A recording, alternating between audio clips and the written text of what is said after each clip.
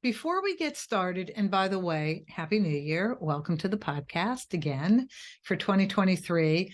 I wanted to put you on alert to look for either through this website, the Amicable Divorce Expert podcast website, or through direct emails.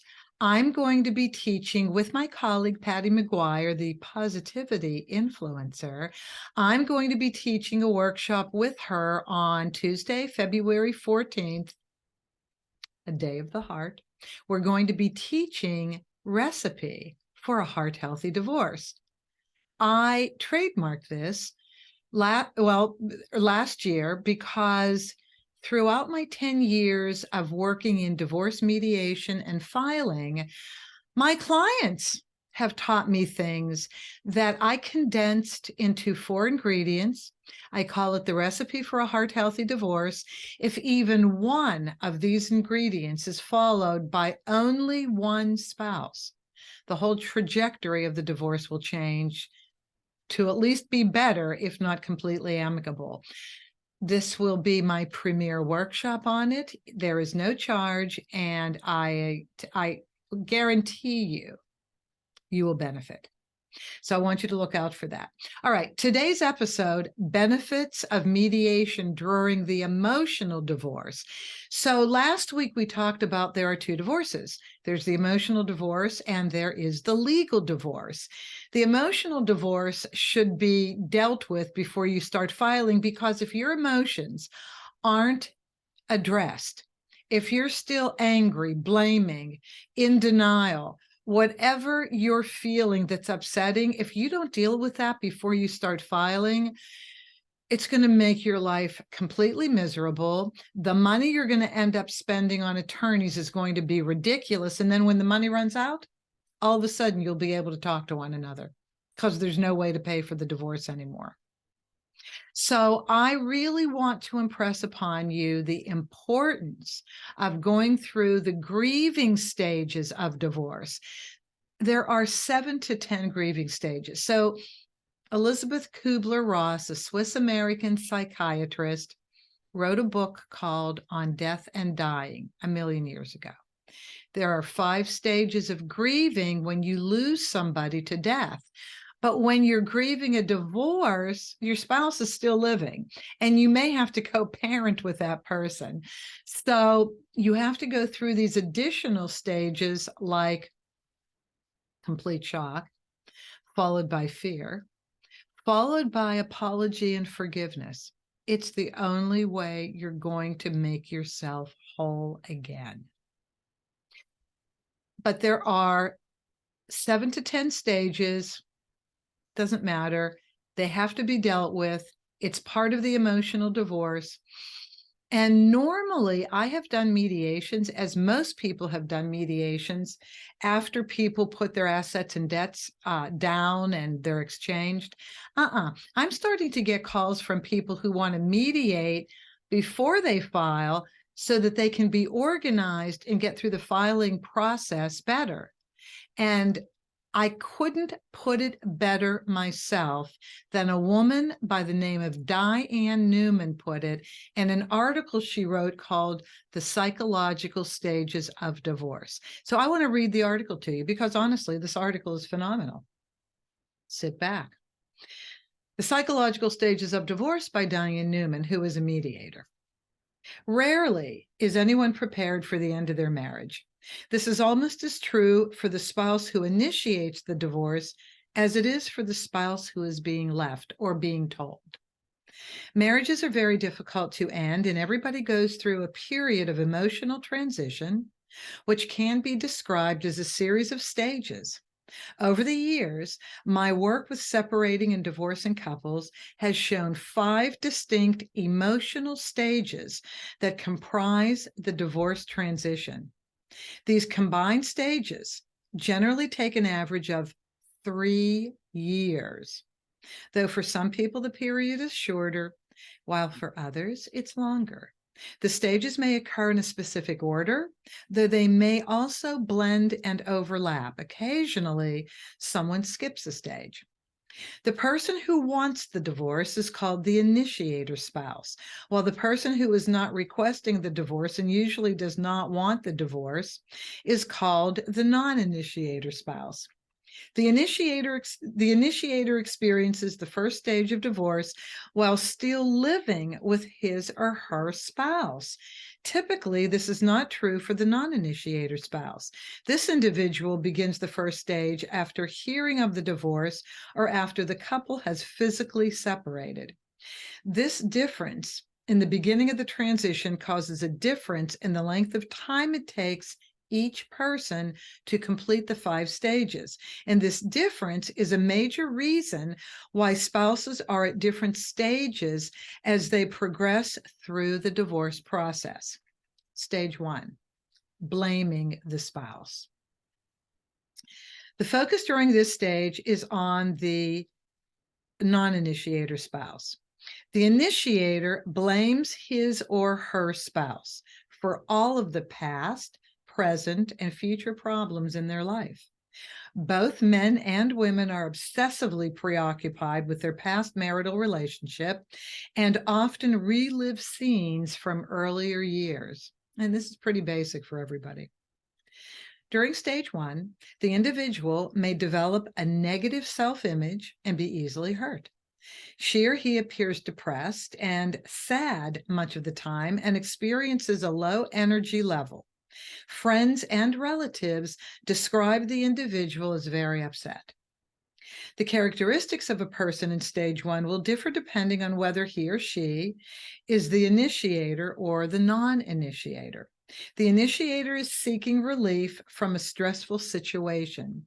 Hand in hand with the feeling of relief, however, the individual experiences guilt over the decision to divorce.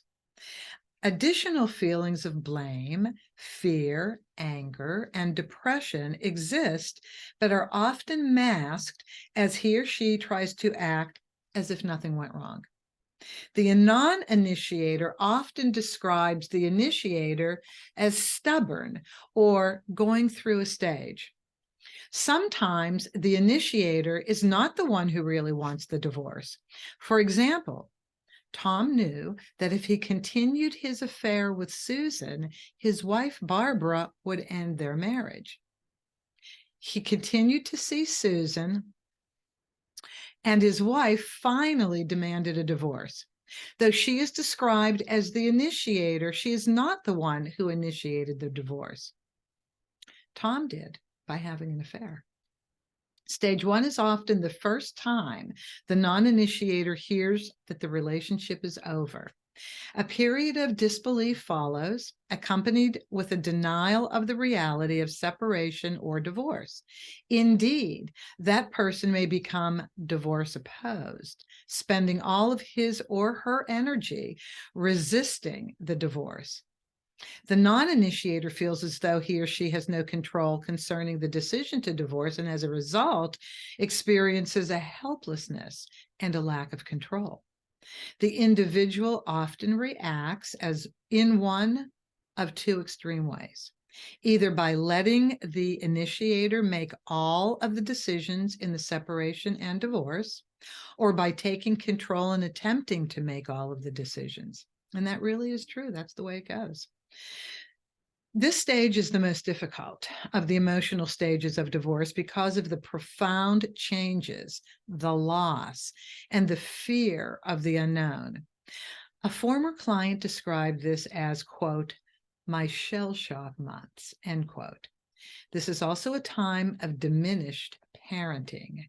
Men and women are too deeply immersed in their own feelings to attend well to the needs of their children. And that is so true. And I've often said, we talk about best interests of the child a lot. And I keep saying when I'm interviewing people on this podcast, but how is it that a parent can focus on their children when they're so deeply hurt and depressed? It's got to affect their ability to parent. And nobody really wants to talk about this. Diane Neumann is the first person that's really brought it up, and I applaud her for doing it. Mediation benefits during stage 1. Mediation allows each individual to take some degree of control over their lives. In addition, the process helps clients to start making short-term decisions concerning the physical separation. Mediation helps each client with the following: fosters a sense of control, because there really is none right now, diffuses a fear of the separation and divorce process, structures information gathering, because you do need structure, organization of basic living expenses, because you have to start doing that, better parenting skills, and working out physical separation details. Mediation encourages tasks that are geared for this period and helps to make sense of the ambivalent and upsetting feelings that are present. Stage 2, mourning the loss. This stage can be compared to the general theme of Kubler-Ross's, remember Elizabeth Kubler-Ross's stages of death and dying. The primary focus is acknowledging the end of the relationship. Anyone who has witnessed someone in this stage is struck by the profound grieving. When a person explains, quote, "I just sat and cried for weeks," end quote, this is not an exaggeration. The grief feels overwhelming. There is an exaggerated poor me attitude. The future looms ahead, hopeless and meaningless. Each of us builds our identity through the roles in our lives. We each have several roles in our life, which bear varying degrees of importance to us. The various roles of a divorcing woman, for example, may be those of computer programmer, mother, and wife. The importance of a role depends on how much the role was part of our identity or their identity. A client of mine described how she felt as she looked at her mail addressed to Mrs. Frank Rossi. That's just not me anymore. While in stage 2, the individual tends to be overly sensitive to any comments and interprets ambiguous comments as criticism. And I can see that in my mediations. A second characteristic in an intense preoccupation with his or her own feelings. The individual needs emotional support, yet is ambivalent about the kind of support they want. I know, just making those choices is tough. During this time, individuals have difficulty concentrating on tasks as he or she is lost in a world of feelings. Parenting is still diminished as the parent needs all of their energy for themselves. It will be somewhat easier for clients to be in mediation during stage 2 as both spouses are letting go of the relationship, but it is still difficult to make long-term decisions. Mediation benefits during stage 2. Continuation of short-term tasks, refocus from poor me attitude, help in letting go process, acknowledge the grief so that the client is not pushed into anger stage too quickly, reality of the divorce, and structure for further information gathering. During stage 2, the positive feelings toward the spouse surface and serve to establish a necessary foundation for people to work out what is best for each of them. The mediation process allows feelings to be constructively channeled into a framework that is working toward a fair settlement. Stage 3, anger. The rage comes from a feeling of being betrayed by your spouse, by life itself. Though anger is seen at just about every stage of the divorce transition, it is now the dominant trait in stage 3. The rage is upsetting, especially to friends and relatives. The anger is most often directed towards the spouse, but it may be aimed at all men or all women. There is a sense of righteousness to the anger, that the spouse is wrong and deserves to suffer. You better suffer, baby. A common fantasy during this stage is that the judge will proclaim, if you go to court, that spouse the bad individual and declare the other as the wronged spouse. By the way, this never happens. The parents may upset their children by reacting with sudden, unexpected rage at the mention of their spouse, and that's a shame. Behind the anger, however, are many fears, such as, how will I live alone? Will I have enough money to support myself? Will I find someone else? On the positive side, parenting skills are slowly returning, very good, and the individuals are better able to attend to the needs of their children. Thank heavens.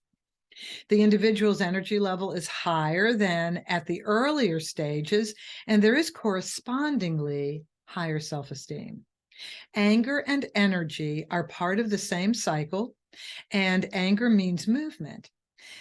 This is a good point to be in mediation because the individual has the energy to be actively engaged. Mediation benefits during stage 3. Diffuses anger, yes. Directs energy into specific tasks, fabulous. Enhances decision-making abilities, amazing to be at this point. Provides management of a variety of tasks because shit is hitting the fan. Focus on long-term goals, which you absolutely have to do, and it's very difficult while you're attending to your immediate emotional needs. And reality testing, and that's by talking about settlement decisions, and then reality really sits in. If you hear of a bitter, hotly contested divorce trial, you can be certain that at least one of the spouses is in the anger stage. Mediation plays a significant role during this stage by diffusing the anger. Rather than fuel the fires, it redirects energy by focusing on concrete and specific aspects of the agreements. And it does. Stage 4, being single. This is the stage that the media glamorizes as second adolescence. Since individuals are frequently trying out new experiences, contrary to popular belief, these experiences are not exclusively sexual. Often the other spouse will be upset to learn that the new activity is something the individual wanted their spouse to share in previously. For many people, this is the first time in their adult lives that they've been single. A lot of people just go from living at home to getting married. Being single, however, has more to do with making your own decisions than with marital status. One of the most significant changes is the growing sense of being a whole person, of not needing the spouse to make him or her complete. Men and women start to trust in themselves to make their own decisions, and their self-image is much improved over the earlier stages. Parenting tends to reestablish itself during this stage. Yes. Individuals in this stage are able to make decisions more easily than in the previous stages. The energy level is high in comparison to the earlier stages. This is the ideal time to use mediation for clients are in a good place to actively take part in negotiations. Mediation benefits during stage 4. Heightened communication between spouses, yes. Facilitates co-parenting, cooperation, lovely. Opportunity for improved relationship interaction, because you're going to need it, and helps in long-term planning. Stage 4 is an ideal time for mediation primarily due to the positive attitude one has towards change and oneself. Since the individual is in a relatively good emotional phase, mediation is more efficient and less painful. Stage 5, re-entry. If there is a predominant theme during stage 5, it's the feeling of being in control of your life again. So when you feel in control of your life again, you're moving forward out of the emotional divorce. Individuals in stage 5 are able to make long-term plans and commitments. If both spouses are in this stage, they will rarely be engaged in a courtroom trial. Invariably, however, spouses have completed most, if not all, of their divorce settlement. Mediation will be relatively smooth at this point, as the individual is involved in a new life. Though that spouse has strong feelings towards his or her spouse, and these feelings affect their life, the individual accepts the end of the marriage and continues on with his or her new changed life. Mediation benefits during stage 5. More efficient, provides closure, emphasis on the future, and is relatively painless. Mediation is used at any time during a divorce. The mediator understands that the behavior of the clients is typical during these stages. It is not a sign of mental illness. Oh gosh, your spouse isn't mentally ill because you want to divorce them, though the spouse may question that all the time. The stages are typical behavior for divorcing individuals. A mediator can help provide a framework for discussion and information gathering that respects the client and one which assists to create a fair agreement. I love this article. I think this was great. I am so happy that I found this. Fits perfectly with the theme of this month, the emotional divorce versus the legal divorce. So thank you very much for joining. Don't forget, check out my website, theamicableddivorceexpert.com, for information regarding February 14th. Please send me your email. My email is judith@theamicableddivorceexpert.com, judith@theamicableddivorceexpert.com. If you would like to join this at noon on February 14th, or, just keep it for later viewing. So thank you so much. I appreciate that you joined me for this session. And as always, have an amicable day.